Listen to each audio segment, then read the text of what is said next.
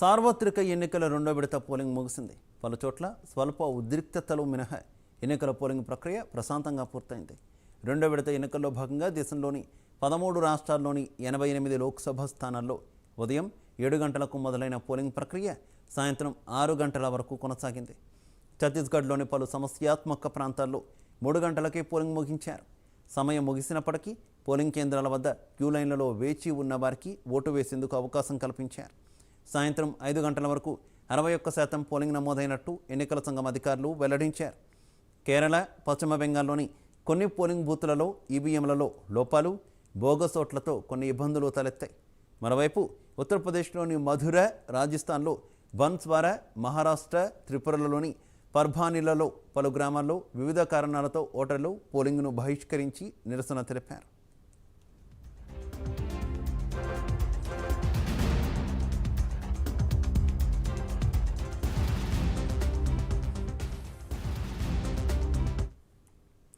ఎన్నికల్లో ఓటు వేసేందుకు ప్రజలు ఎండను సైతం లెక్క చేయకుండా పోలింగ్ కేంద్రాలకు పోటెత్తారు.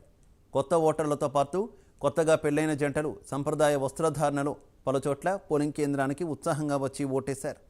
రాజకీయ, సినీ ప్రముఖులు తమ ఓటు హక్కు వినియోగించుకున్నారు. దివ్యాంగులు, వృద్ధులు పోలింగ్ కేంద్రాలకు తరలివచ్చి స్ఫూర్తిదాయకంగా నిలిచారు.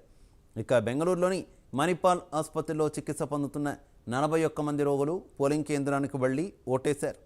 వారు ఓటేసేందుకు ఆసుపత్రి యాజమాన్యంతో పాటు ప్రభుత్వ అధికార యంత్రాంగం సహకరించింది.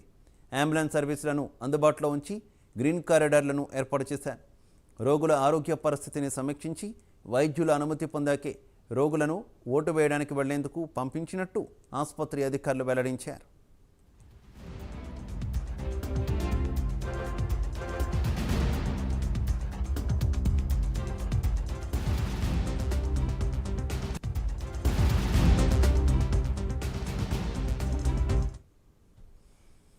ఇక సాయంత్రం 5 గంటల వరకు అందిన సమాచారం ప్రకారం అస్సాంలో 70.66% పోలింగ్ నమోదు కాగా బీహార్లో 53.03, ఛత్తీస్గఢ్లో 72.13, జమ్మూ కాశ్మీర్లో 67.22, కర్ణాటకలో 63.90, కేరళలో 63.97, మధ్యప్రదేశ్లో 54.83, మహారాష్ట్రలో 53.51, మణిపూర్లో 76.06, రాజస్థాన్లో 59.19, త్రిపురలో 77.53, ఉత్తరప్రదేశ్లో 52.74, పశ్చిమ బెంగాల్లో 71.84% చొప్పున పోలింగ్ నమోదైంది.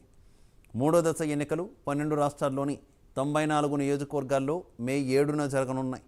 మొత్తం 7 దశల్లో సార్వత్రిక ఎన్నికలు ముగిసిన తర్వాత జూన్ 4న ఓట్ల లెక్కింపు జరగనుంది.